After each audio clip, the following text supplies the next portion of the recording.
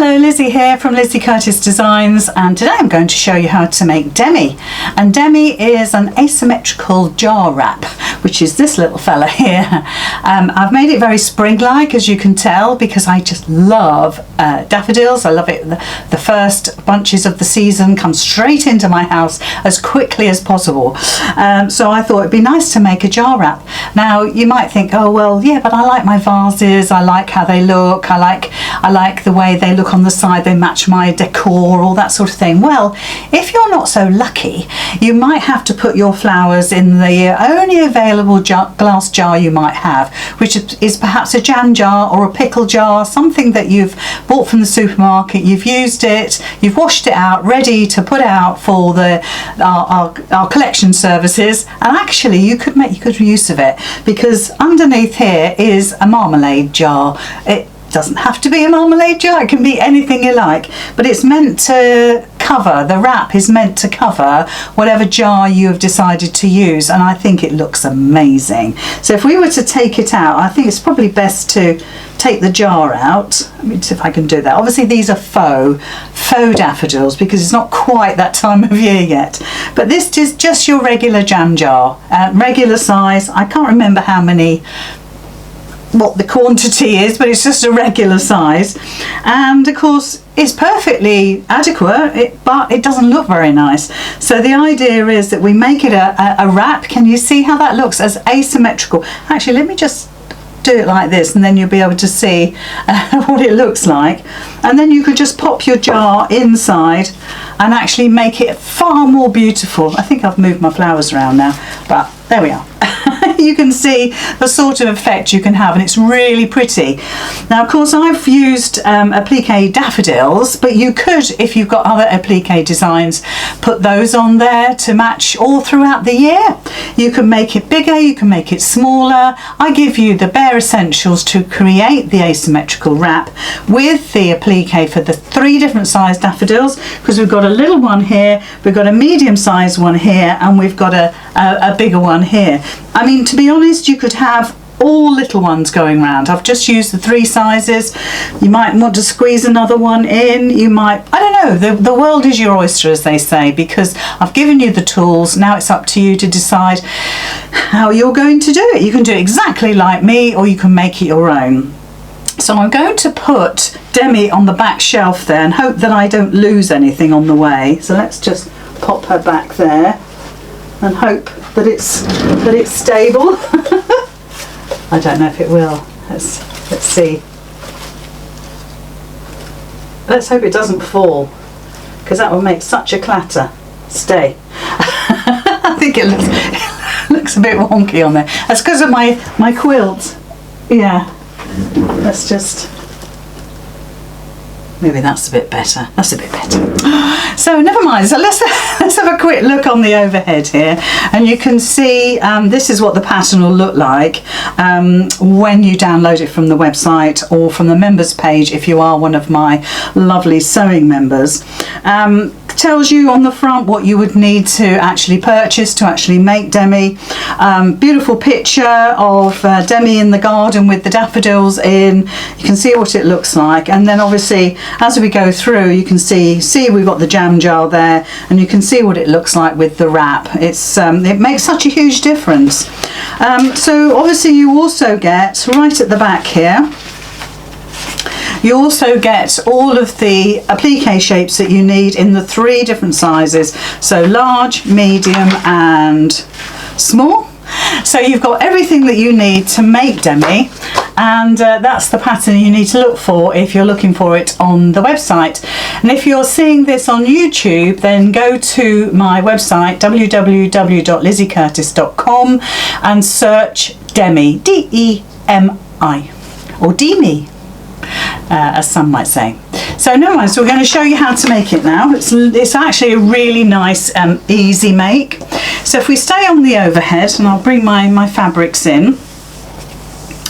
So what we have is our outer piece, which is right side facing me, and the lining piece, which is right side out. So in other words, we've got our pieces wrong sides together. Okay, that's really important because we're cutting a shape, you want to make sure that your pieces fit, and if you have it so it's right side up and right side up, actually they'll be completely opposite to each other when you come to stitch it. So then all you need to do is, in the pattern I tell you what this measurement is here, from here to here. Okay, and that is the first mark that you'll make. So you'll get your heat erasable pen, you'll make a mark where I suggested in the pattern, and then you're going to draw a diagonal line from top left down to your mark here. It says that in the pattern, and then we're going to just cut it. When you come to do the foam interfacing, make sure that your foam interfacing, if you're using fusible, is right side facing up. So when you actually attach it to your front outer piece, your glue is on the right side. If you cut it the other way around, it won't fit.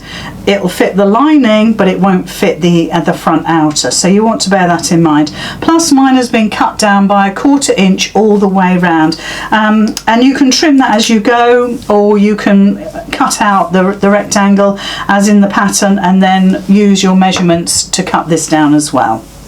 So we can just get our scissors, or you can get your rotary cutter, and we're just going to cut along that line. Use a rotary cutter if you prefer, but it's just easier for me just to use my scissors. And like I say, the main thing is to make sure that your fabrics, well, to be honest, they're either right sides together or wrong sides together.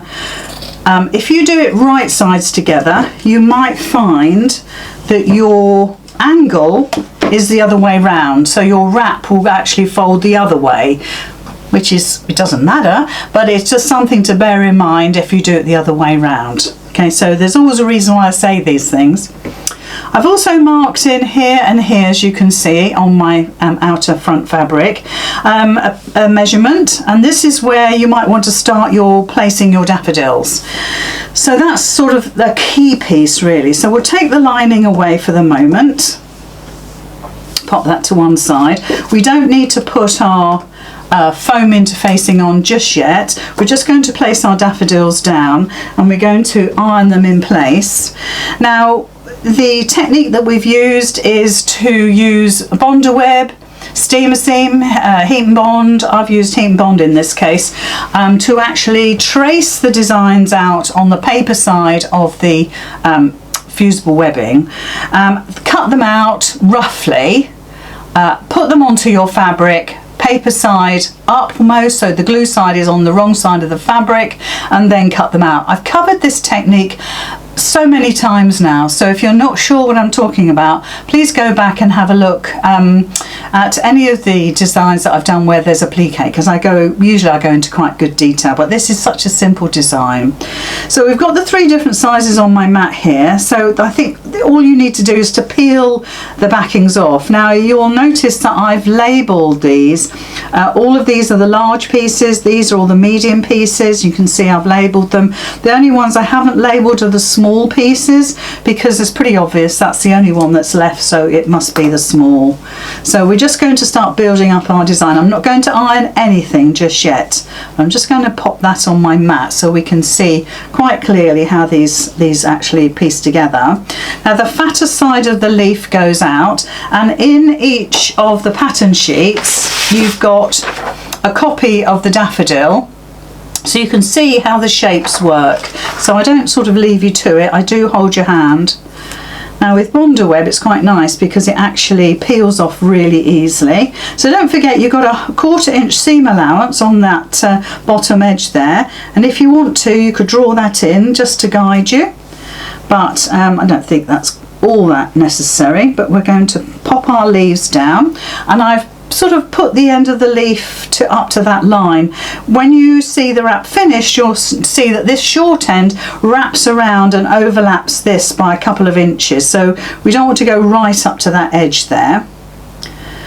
And I do these in stages, so I do the stalk and the leaves first, and then I do the flowers with the bonding down and the stitching. So let's pop those down again. and you want to try and get that in a point there. I mean, I wouldn't worry too much if it doesn't. Once you're happy, just leave it. It will be tempting to move it again. So let's pop this one down, see how we get on. You'll see that they're all the same. They've all been created and then reduced in size, so it wouldn't take you much to actually increase them in size if you want to on your printer. And you could go a lot bigger, and they could go onto a cushion, or you could make a beautiful table runner, something like that for your spring table. So again, just place that nicely. So you can see I'm doing the leaves first, because then I can see how I've positioned them. I haven't given you any guidelines really on the distance between the two, but I think you can see how they're going to fit, and you can we can move the medium size one along a little bit. As long as I've got, so on the end here we've got the 1/4 inch seam allowance, and I want that leaf to sort of touch that edge there, and it should work out fine then. So let's pop that down, just move that stem up a little bit, so not too bad. So this could come along a bit, so pop it down. Okay, so you can see how that's looking, and even if it's not exactly how you want it, it's just a little bit of fiddling. And if you use a stiletto or maybe your seam ripper, you'll be able to go in there and actually move things about a lot easier than with your fingers. They tend to stick to your fingers after a while. So let's switch the iron on, get these bonded down, and then we're going to just free motion stitch all of these pieces down at least 3 times round. We want the texture of the stitch on this. This is all part of the design really. If you're not into your free motion, or you're a little bit wary of free motion, then you could do a lot of this with your regular foot. It would be absolutely fine. So let's get those bonded down. Obviously do mind your lines, but we're pretty much okay with our lines now. Pretty much know that where our leaves are, so we'll probably iron those off anyway. But it's just a case of, for instance, with the flowers, when we put them down, we don't want to really, well, with this one you definitely won't, with this one we want to make sure it's within that line there.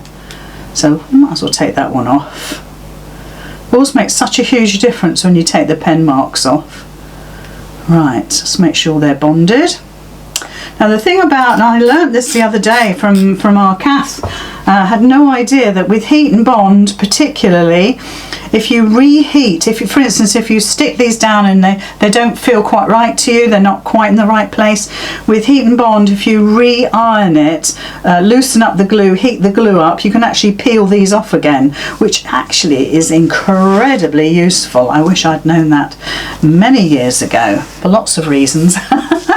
Okay, so we're going to bring the machine in. I've got it set up for free motion embroidery.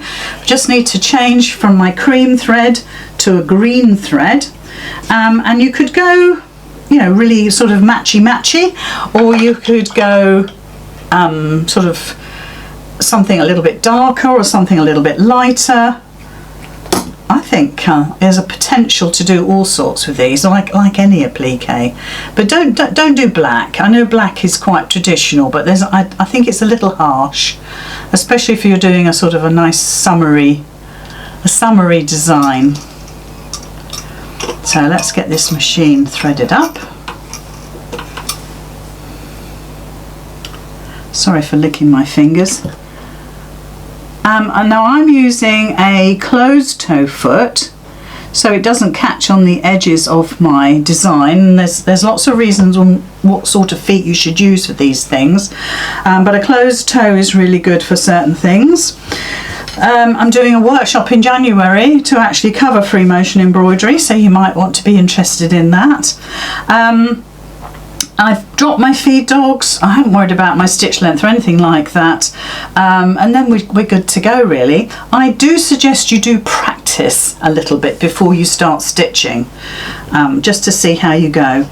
Now the only thing we haven't done is to put the foam on the back of our design. So let's pop the iron back on again. Sorry about that. It's nice to have something behind your work. First of all, it needs the structure of something like an interfacing, even if it's a light one, if it's a tearaway. It's not too bad because we're using the gluing, the bonder web to actually adhere it down. That's kind of like another layer, so that's not too bad. But we don't want this to pucker, so we need some sort of stability. So all we're going to do is lie this over the top. I'm going to try and get it lined up. So don't forget, this foam is about 1/4 inch smaller all the way around than your piece, so just keep an eye on that. And you can always trim it again if you're not too sure, but once it's bonded on, it's bonded on. So let's just flip that over. You don't have to use the foam, but of course it gives it a beautiful structure for your wrap. So let's, I think that's pretty much adhered down. I think I could have trimmed it a bit better, but that's okay. Right, so now we can start our free motion stitching. Bring the machine in.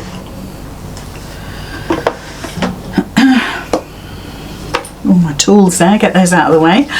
Okay, so all we're going to do is we're going to go around 3 times, even the stalk as well. And you might think that's a bit excessive, but actually the stitch is giving it some texture and dimension and interest, kind of bringing the whole thing to life a little bit. So go with it. So a few little stitches on the spot just to anchor your thread down, and then I always cut it away.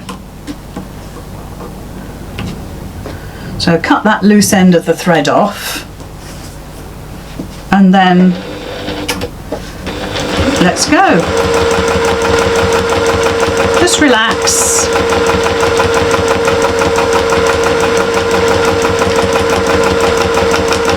The only thing I'd say about a closed toe is that it's not always so easy to see where you're going or where you've been.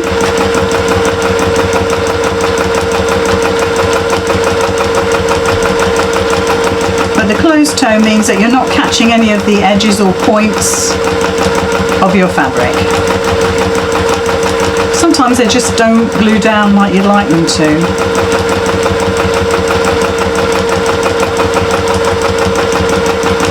So you can see I'm hardly moving the fabric, but I am making sure that I've covered all of what I need to cover. So that's all of the leaf, and then we'll go on to the stalk or the stem.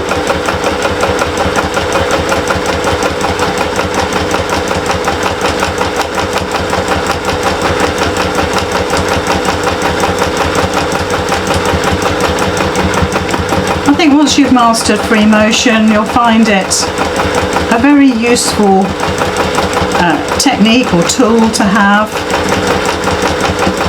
You may want to use a decorative stitch around the edge. Of course you can. Lovely. Like I said, the world is your oyster with these sort of things. And I wouldn't try too hard to go over the lines that you've already stitched.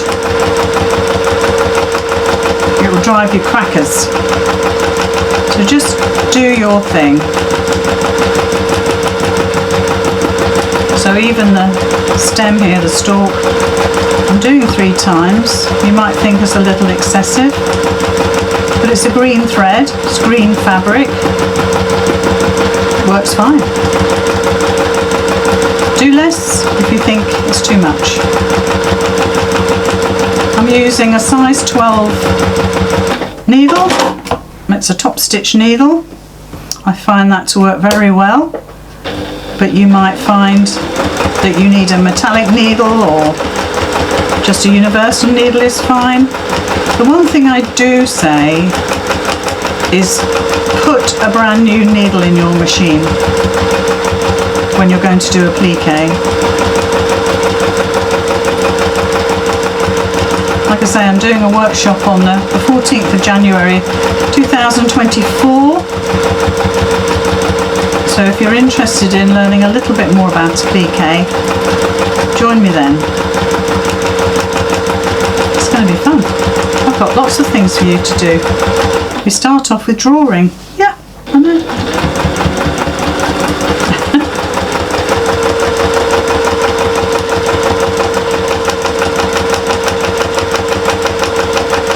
So in my bobbin I have just my cream thread, because that's what I had this morning when I was working.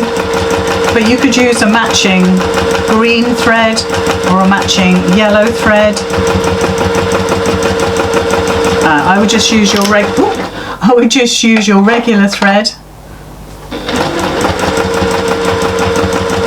If you're using metallic, I'd still use a matching regular thread, like a polyester.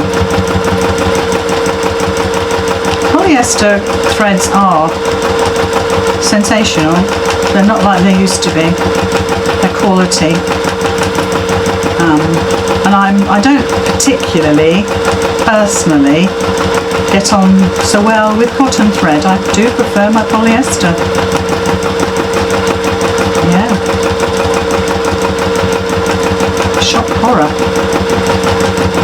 Okay, I'm going to go over the bottom there. If you've got any pointy bits and they haven't been caught by stitch, then go over them with the thread, with your stitching, or just trim them away. They might well annoy you. Now I haven't trimmed my little end, which I must do. I didn't on the other one either, but I could see I wasn't going to catch that. But I might catch that one. Especially at the end of the spool here, the thread gets a little bit more sort of curly, and that tends to then have a mind of its own.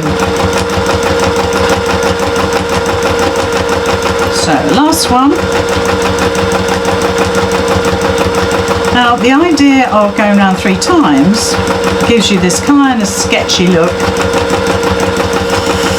It means that if you wriggle a little bit when you're stitching, you're free motioning, you know what, it's like a magic mirror. It covers it up, you can't see it, but you can't see it so well. So 3 lines of stitching is good. I have done 1 row, I can't remember what project it was now, but I only used 1 row. And you have to be fairly confident. Now I'm just going to move this because I didn't want all that bulk underneath my machine.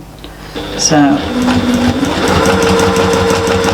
yeah, so you do have to be quite confident if you're only going to do 1 row stitching. And 3 rows is perfect if you're a beginner.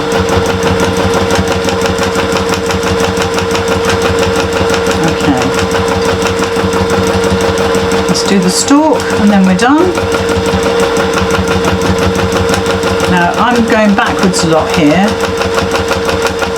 You might want to turn your work.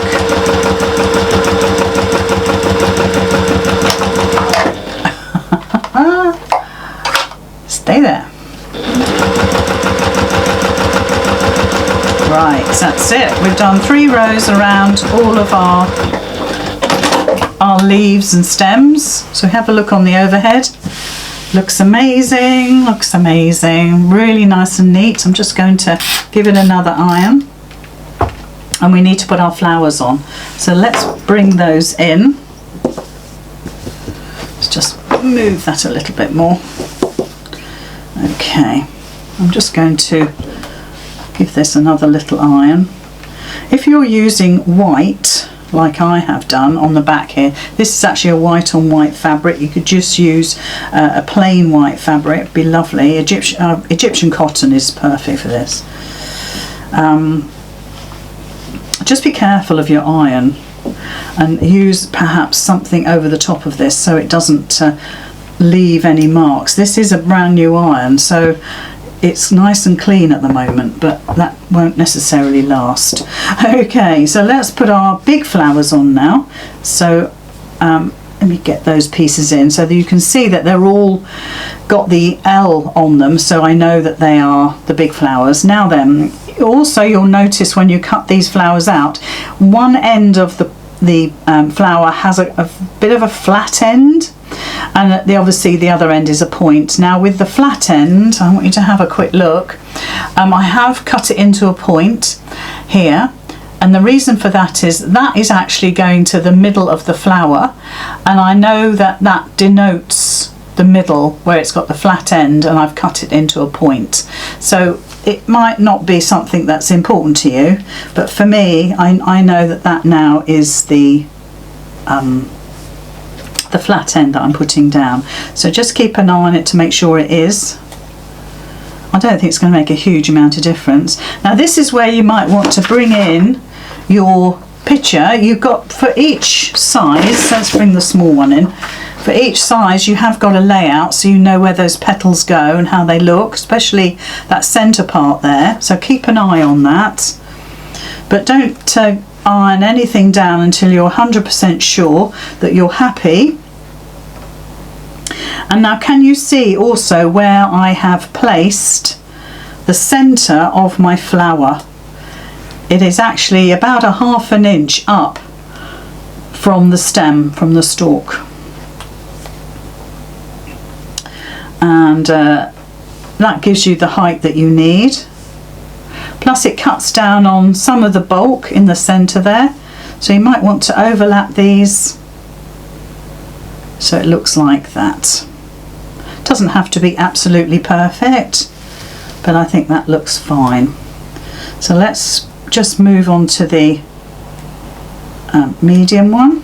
So again, you're just coming out about a ½ inch. I'm pretty sure in the pattern I've said about a ½ inch.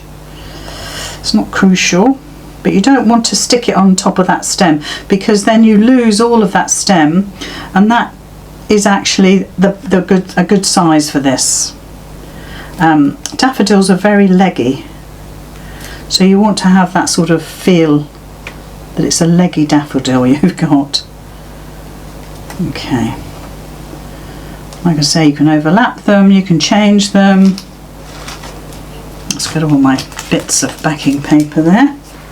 And this little tiny tiddly one. Cute as a button. So having the different sizes is quite good fun. It also means that I haven't said to you, okay, now reduce it by 30%, now reduce it by 50%. I've done it all for you, so everything has been done, so it all looks fantastic. Okay, I think I've got an extra petal. I have. How did I get an extra petal? Too much drawing, too much keenness in my drawing. I quite like the tracing bit. It's quite mindful. There we are. Happy with that. Let's get those out of the way. So if you're happy, get the iron, press them down. Just go for it. Don't spend too much time thinking about it.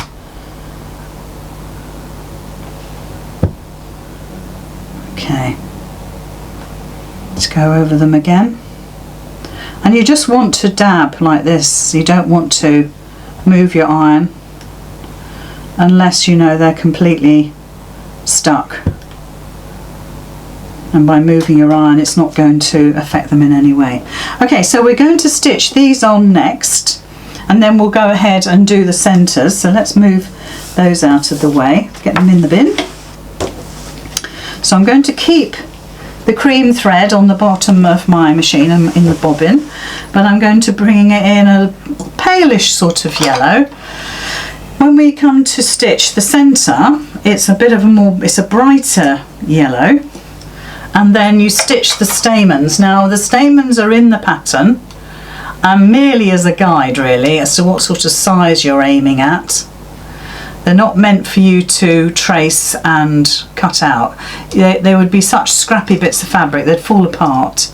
So that's all done by stitch. Now if you're a little bit worried about free motioning without any sort of guide, then use your heat erasable pen and draw them, and just stitch over the drawing. Let's put the foot down. And you'll find that a lot easier. You'll find that a lot easier. Okay, so we're good to go for the yellow now. So we're just going to go around each petal 3 times. Doesn't matter really where you start. I'll probably do a few petals and then I'll come back to you, otherwise we'll be here a little while. So same technique. Just go a little way, or do a few little stitches on the spot. Cut that end off so it's out of the way. Don't worry about the one at the back. Just gently go round.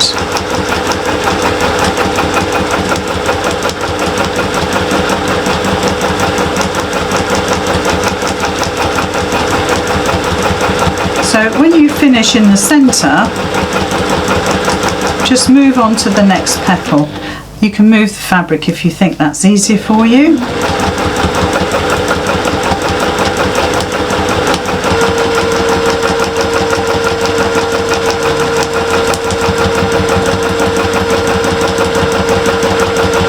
So that's 2, that's 3. Okay, I've got 3 more petals to do on this flower, and then obviously I've got the other 2. So I'll carry on and I'll see you on the other side.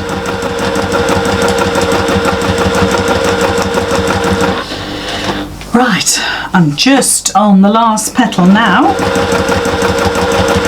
And one thing I was going to say to you is don't be afraid to move your work if you need to. But also, if you can only see a part of a petal, only stitch the part of the petal, okay? Which otherwise, I mean, where would you go with your stitching? That's what I always think. But it's maybe not always so obvious. But just stitch just part of that petal. So let's have a look now on the overhead. It's looking really lovely now. So all we need to do is to put our centre pieces in, and it's just a case of figuring out in your head, looking at the design here. So going back to this sheet, you can see how they look. Okay, you can see how they're put together. So let us get the iron on these and get those sorted. So again, I'm just placing them over my mat. My iron is still on, that's all good. So the little bell shape goes on first, so let's pop that down. And it wants to go just below the centre, so let's pop it there, see if we like it there. And then this little sort of scallopy piece goes over the top. That looks good. Now if you're a little worried about stitching around the scallopy piece, then just stitch what would be like an oval, yeah? So you're not doing all the scallops.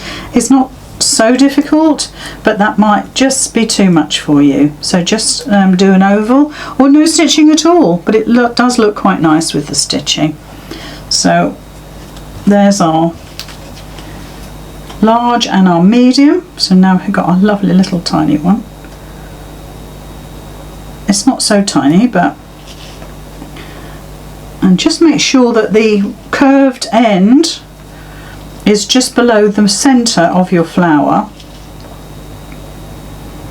There we go. Oh, it looks great. And of course the stitch will really lift it. So let's put the iron on it. I'm happy with that. I'm not going to move it in any way, she says, moving it. Just make sure that you're happy with how it's sitting. And again, just pop the iron on there. Make sure that glues. Now you've got a lot of layers going on here now, and you might find that certain parts of these little centre pieces don't glue down, or don't glue down as easily. That's because your work is no longer flat. So you might have to sort of go in there with the tip of your iron and just tell it who's boss. And like I say, you need to emphasize the outside shape of the oval, but don't be too worried about doing the scallopy piece. Let's just try and get that stuck down a bit better. Sometimes they need a bit of help. But you don't want to put the iron on for too long, but just make sure you've heated that glue up. And a good idea is to leave it to cool down before you start stitching, but we have to change the thread. So let's change the thread and that will cool down. If I take my wool mat away, it'll cool down even quicker. So now we're going to go for a slightly darker yellow. And then the last one we do is the orangey colour. So let's get rid of some of these reels of thread.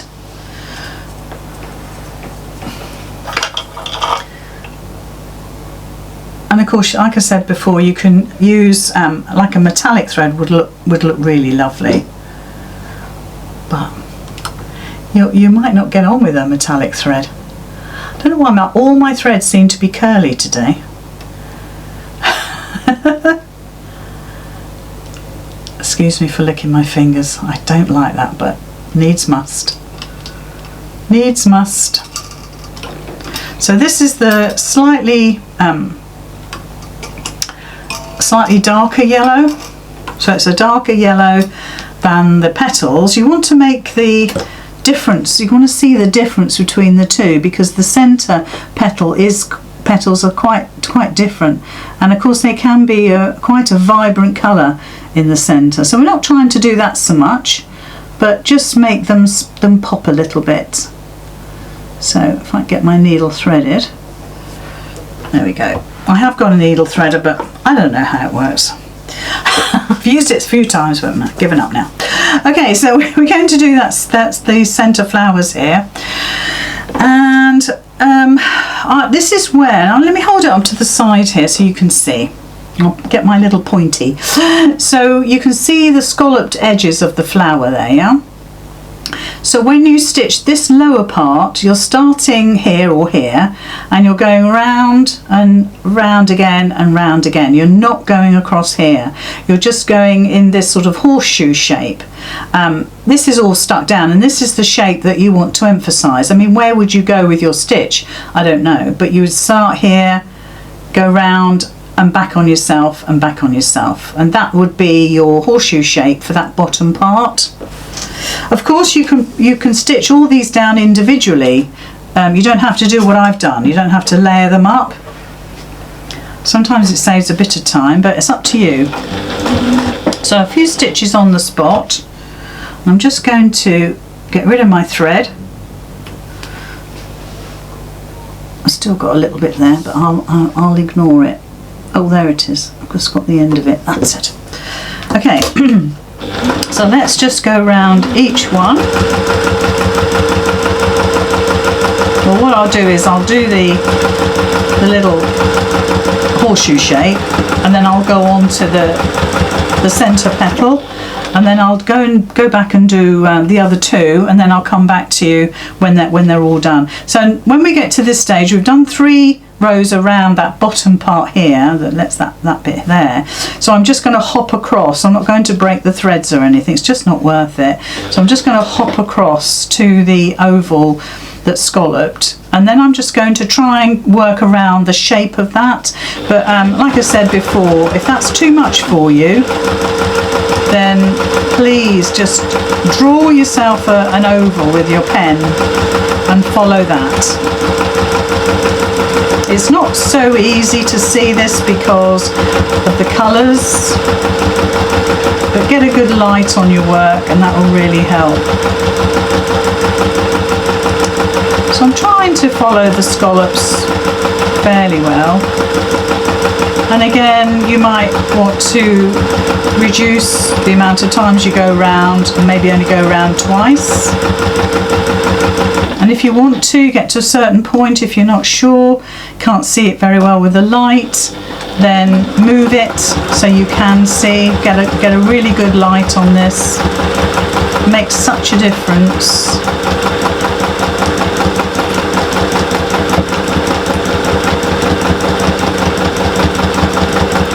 So you can see I've slowed down a little bit just to make sure that I'm getting that design in. If I'm not sure, it doesn't matter.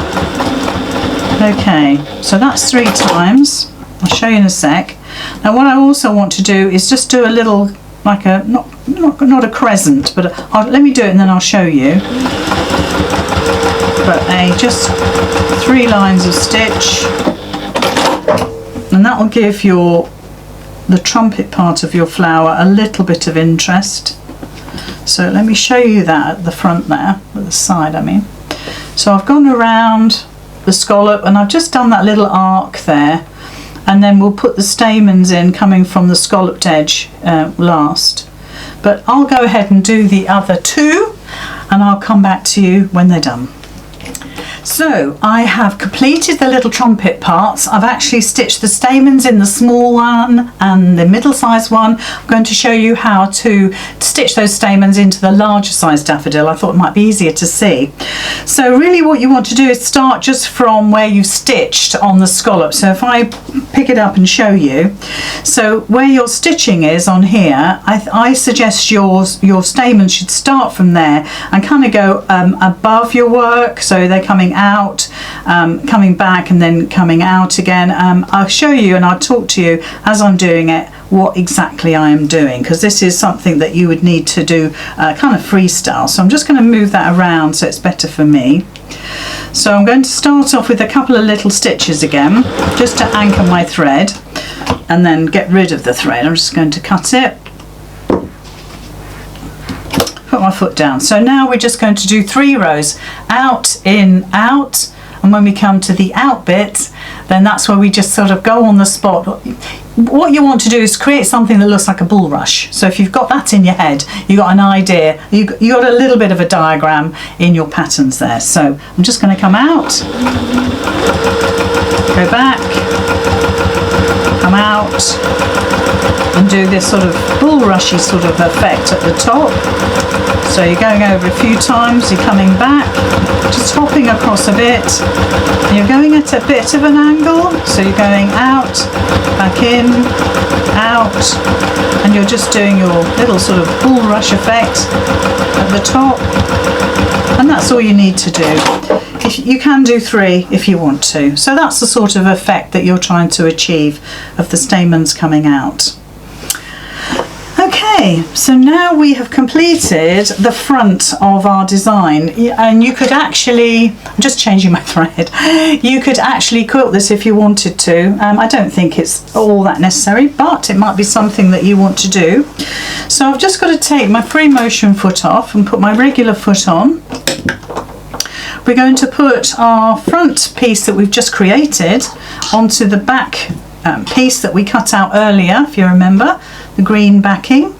You could have a plain white again if you want to. I just thought it'd be quite nice to have the colour of not only the flowers that I want to use, but also of the design as well. So that's why I chose the green. In the first one that I did, that's on the back of the set there, it's yellow, because you will see it, because it's part of that asymmetrical design. It's really lovely. It's a great design. And I was inspired by a lady I bumped into and bought from the Ely festive food fair a few weeks back now. So let's just thread this up. Okay, so now we're ready to go. So my feed doors have come up. My stitch length is on about 2.5. So if we get the backing, let's move this machine right out of the way. So if we get the backing there, and we're going to do right sides together. So because we cut them correctly, wrong sides together to get the right angle. So we're just going to pin these together now. and just make sure they are lined up. I'm not paying too much attention to that. Fairly happy with how they look before. And what you need to do is also on this shorter side here is to create your your turning gap. So let's put a couple of pins in there so I don't forget. That's where I start, and then a couple of pins in here. That's where I stop. Now this will be at the front of your wrap, so you might want to do it on this sort of wider end. It's up to you really. Depends how neat your stitching is. Okay, so we're going to stitch all the way around with the 1/4 inch seam allowance. Starting off at the double pins, the first set of double pins. Little back stitch there. Just move that in a bit more.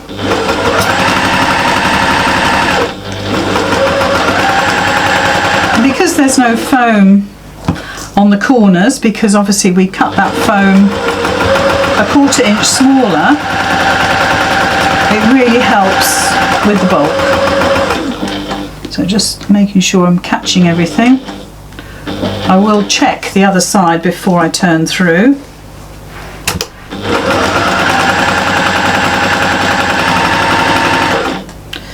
Oops.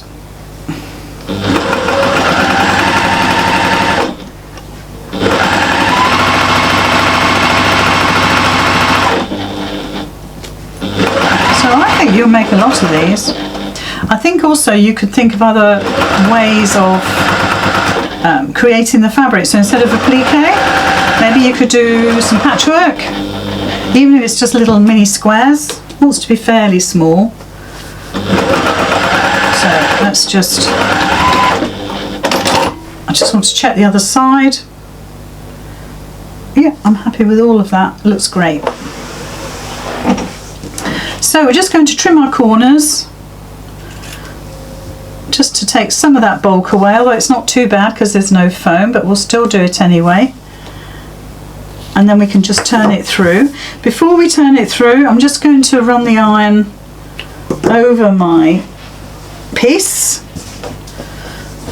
where the turning gap is. So let's just put that back on again just for a second. Let's move the machine away so we don't need that anymore now. Or do we do for one little piece? So where you've got that opening there, I want you to fold that back and give it a little iron. Try and do the same the other side. It'll be more difficult because you've got the foam there. But see how you get on. Just fold it back a little bit. It should fold over the foam okay.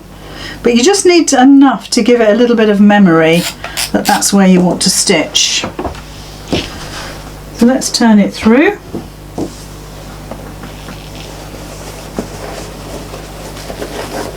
And if you've used fusible foam, it's easy then because it all stays put. It's lovely. And we just need something to poke the corners out, and I'll use my turning tool for that.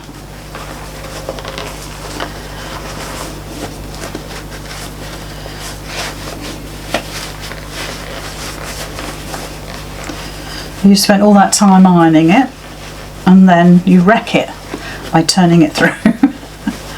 So I'll just get my turning tool. Let's do one corner at a time. I do love this. Such a nice, easy project, easing yourself into the spring, which I know it's a long way off, but you can dream. Well, it depends what time of the year you're watching this. It might be the height of summer, in which case lucky you. There we go. So there's our piece. We're going to top stitch this, and we're also going to let me just get my green fabric out of the way there. We're also going to join it together, so let me just move that. I've got some of my green fabric showing through there. I don't know why. It needs to go the other side of the foam. Just move that. There that's better. I think that's better. Let me just give that an iron. And then you want to ladder stitch your turning gap closed, so I wouldn't top stitch. You are going to top stitch, you are going to go all the way around and top stitch by 1/4 inch, but if you think that our turning gap was 1/4 inch, you know, it's you're not going to catch that fabric, so I think a ladder stitch is ideal for this. So I'll give that a nice press. Oh, it's lovely. I love it when it's hot. I think we all do that, don't we? We tap our fabrics when it's hot. So let's just get a little needle here. Oh, I've already got some green thread. Mind you, no, I'm going to use white or cream. So if you've never done a ladder stitch, it's really easy, and you're just following really the folds of your fabric. So where you've ironed, you should have a nice little fold. It's a good start anyway.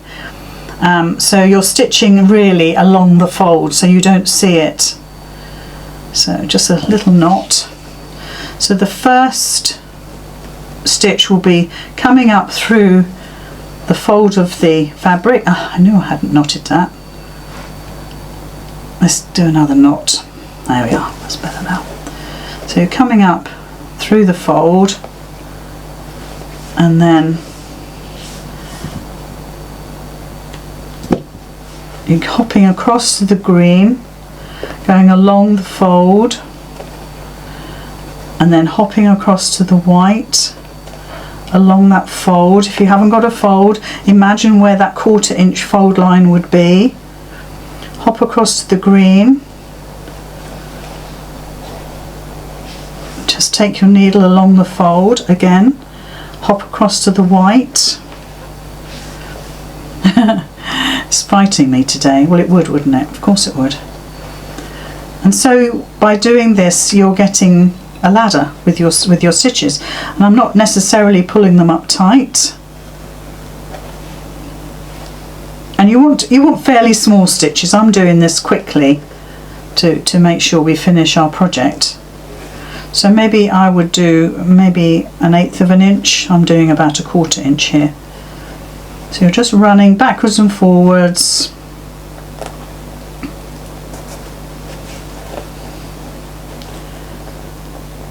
Just catching that fabric. And obviously the bigger turning gap you've left, the bigger your amount of stitches you've got to do, but it's worth it. So just carry on, talk amongst yourselves. I'm making it look a little bit more difficult than it is because I'm doing this mid-air for you guys, but I'm sure you get the gist of it. So you're just going along the folds, hopping across, making a ladder. That's all you want to remember. So when you come to the end, just pull your stitches tight. Make sure that fabric folds in. Just be careful because you don't want to break your threads. Just pull it nicely.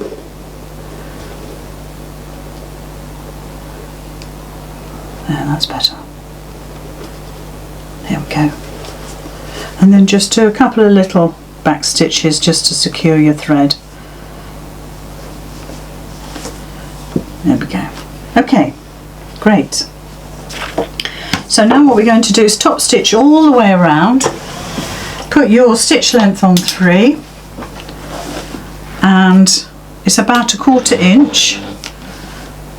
You might want to iron all this before you do it.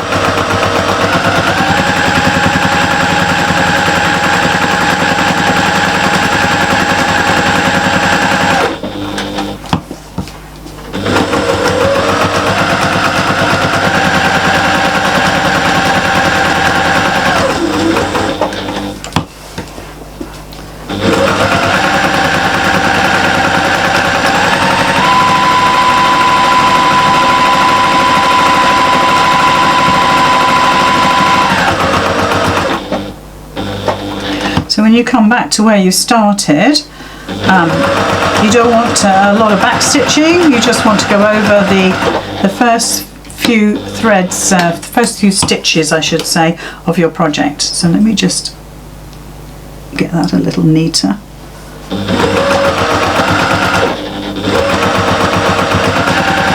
Okay. And we just trim our threads. And there we have our finished wrap. Okay, looks great, doesn't it? What we need to do now is to curl this around, and you're just going to overlap your wrap by about a couple of inches. So that's what it looks like. You could go smaller if you want to, so you could bring it in a bit more. Now then, you've got a choice here of, I'm just going to top stitch it under the machine, but you could, if you wanted to, put a button here. I would suggest leaving this as it is, because can you see how that looks? I think that's quite attractive, how that looks sort of sticking out a little bit. It makes the asymmetrical look even more asymmetrical. I would just attach this bottom piece, so you could do that with a button just there. It'd look quite nice, or a popper even. Have a few poppers. With the stitching, you might find that that line goes, that curve straightens a little bit, so you might want to give it a press. So we'll start stitching that down. If you've got a free arm on your machine, perfect. I don't on this, so it takes a little bit of manoeuvring. You do want to back stitch to make it strong. Bring your edges together.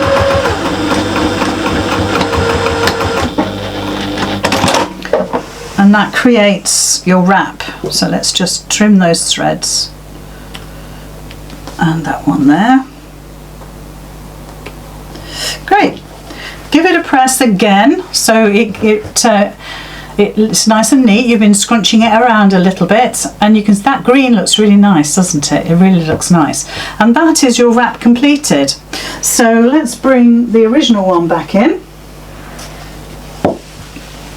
So that's our original one. Doesn't it look sweet? And then we've got our second one, which is the green inside. So you can see just about, you can see how that looks. I love it. I love I love that asymmetrical feel to it. And then of course, if we're very careful, we can bring our jam jar into our new piece and just slot it in. There we go. And that's how it looks. And that's the yellow one. Looks great, doesn't it? So that is Demi, or Demi, whichever way you prefer to say it. And I hope you make loads.